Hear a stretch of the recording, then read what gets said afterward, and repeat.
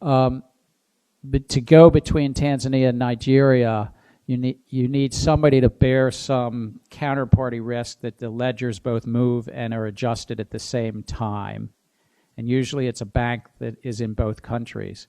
You could use blockchain, but the current thinking is you need a bridge currency in between, and that bridge could be a stable value that's backed by the US dollar or the euro. It could be a currency even like Ripple has an alternative. It's just piloted in May, so it's not yet up in any enterprise-wide level.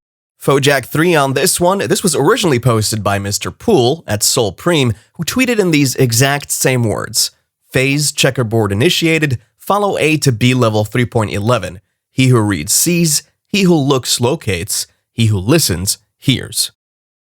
And the timestamp amid the tweet's thread says Mr. Poole, 8/13/22, 7:18 p.m. EST.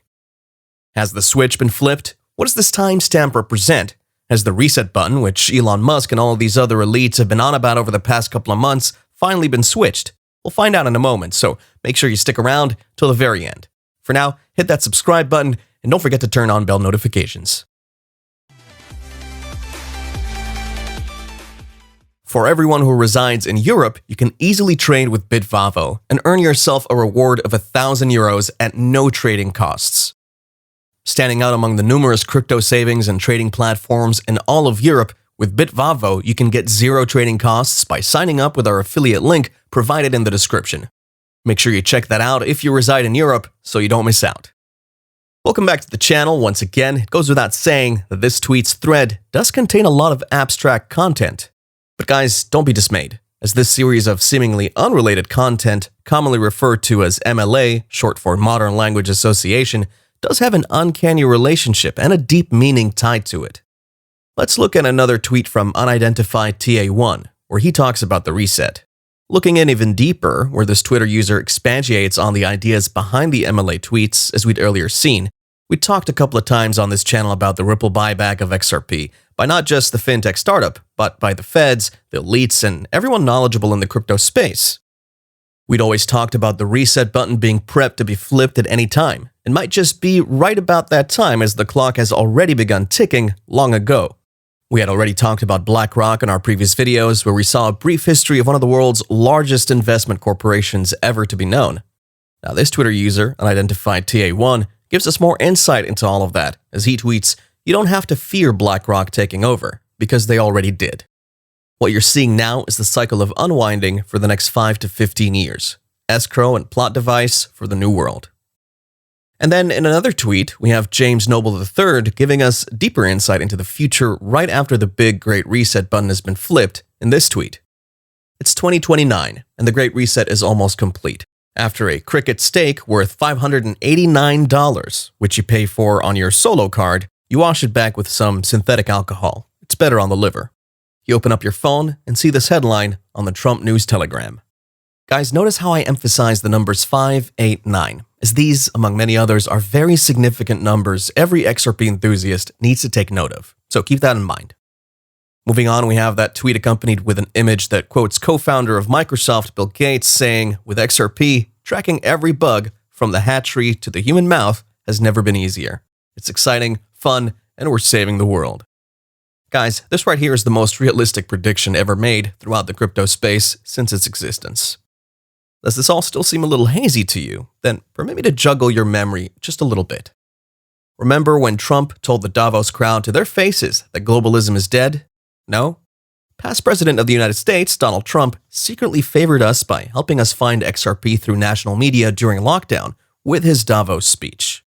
Yet that isn't even the highlight of it, as the topic of whether there would be a buyback of XRP assets at a price of 5 figures has been hotly debated within the crypto and XRP community, with varying opinions on both sides of the argument. First and foremost, there was James Valley, CEO of Valhall Capital, as the orator who commences with the idea that XRP might have a fixed price for it to support market stability. In simple terms, XRP would eventually grow to a value similar to what's currently known as stablecoins. Lest we forget, David Schwartz had earlier stated that the ecosystem is designed to work best if XRP has a high value, such that it would require less tokens to move a significant amount of funds. just as the current chairman of the SEC, Gary Gensler, had also affirmed during his days at MIT Sloan School of Management that the bridge asset needs to have a stable value in order for it to fully support the emerging financial system. This would be followed by a potential buyback that ushers in the Great Reset right after the button has been pressed. According to James Valley, this theory is based on a supposed agreement made between and among central banks of various nations, some reasonable number of years ago, as part of the transition to a new financial system that's built around XRP. Now, according to this theory, in order for the entire world to fully transition into this digitized and innovative system, a currency supply of money needs to be converted, which they termed as revaluation. We should all already know about the chatter going about with various nations of the world moving back to the gold standard. China and Russia have shared plans to move back to gold-backed currencies. And with China already at the forefront of the crypto frenzy, that's no surprise at all. Reading on, so according to this analyst focused on the future of money, digital assets, blockchain, and geopolitics, Molly Elmore 22 elaborates. Central banks across the world are stockpiling gold. Yesterday, Jim Rickards was at the NH Hotel, where the Bretton Woods Agreement was signed, tweeting about gold-backed currencies. Connecting those dots, just as we've seen in the previous images showed on screen, what if the US and Western nations also moved back to a gold-backed currency, and consequently had to convert existing financial assets to the new system? Gold would need to be priced higher than $1,700 an ounce. Because if it were priced at $37,000 an ounce, would that support a revaluation of assets? In other words, there has to be enough physical gold at a set price to cover the current supply of money. Further on, nothing like this has happened in modern times, and definitely not at this scale, so it's difficult to grasp how something like this would work.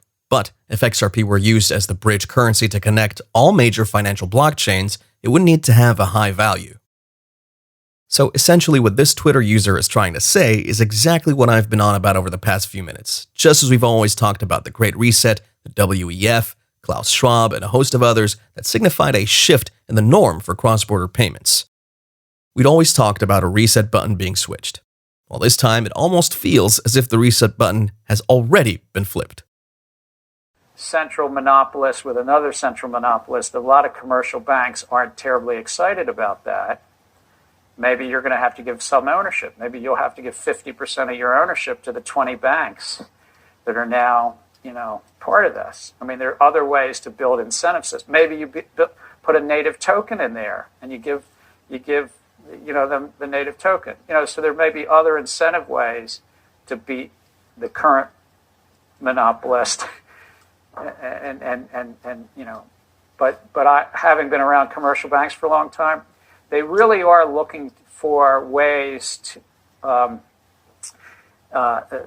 replace their aggregators in their back office, whether it's clearing, settlement, exchanges, credit agencies. But they are deeply understanding, because they are pretty ambitious and very good at making money as well. They deeply understand that every idea that's pitched to them is somebody who currently is small but wants to get big and gain market power. So they're also always thinking about how to ensure that there's a check to slow down your startup from gaining market power 5, 10, and 15 years from now. They don't want you to be the next clearinghouse like the Chicago Mercantile Exchange or Intercontinental Exchange. They don't want you to be the next central node of market power.